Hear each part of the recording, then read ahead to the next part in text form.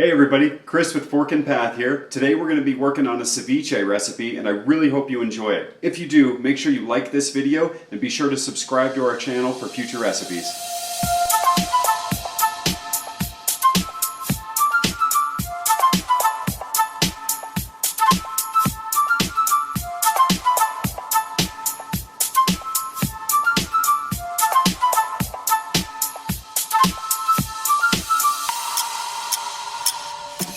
While we were in Merida, we had the chance to eat a lot of ceviche and aguachile, and it's something we really fell in love with, so we wanted to bring it back with us. The recipe we're going to be making today is actually featured in our Yucatan pop-up restaurant, but we know you can't all be there, so we wanted to give you a chance to make it at home and get a taste of the Yucatan.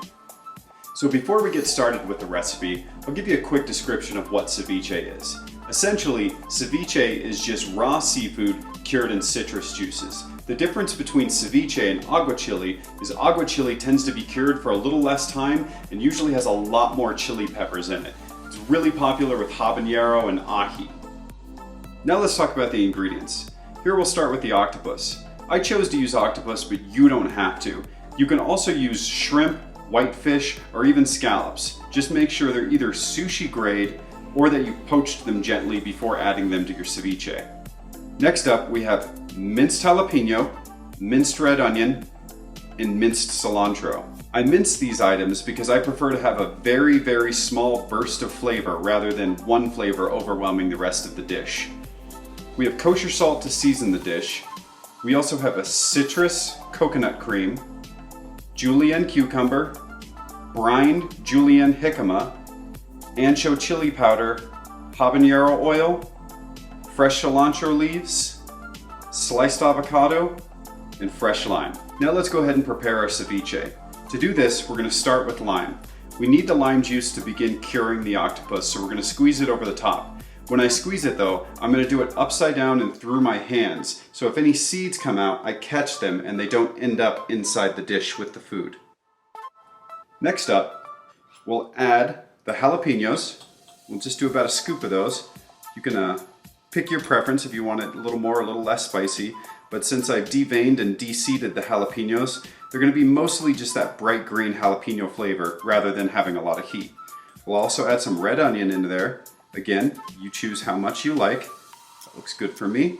And then we'll do a little scoop of cilantro as well. Just want to garnish that nicely so we get that flavor in there. Now we're going to stir all of this up. Season it with a little bit of salt. Now we're going to set it off to the side and let it marinate for about 20 minutes. Now let's take our citrus coconut cream and we're going to pour that as a base in our dish. We just want to get enough coverage that it goes all the way around the bottom of the dish. Now we're going to add our avocado and lay right in there and give you a great contrasting color against that white coconut cream. Now that your octopus has finished curing, it's time to go ahead and add it to the rest of the dish. So we're going to take it and simply spoon it right over the top of the meeting point of the avocado.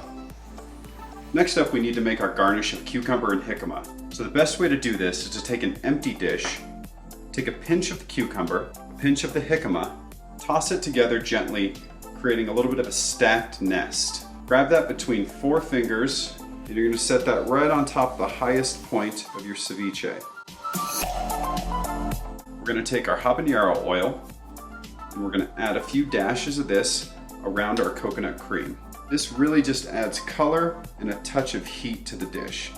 Next up, we'll grab our ancho chili powder and give that just a gentle dusting. And the last step is the addition of some fresh cilantro leaves on top.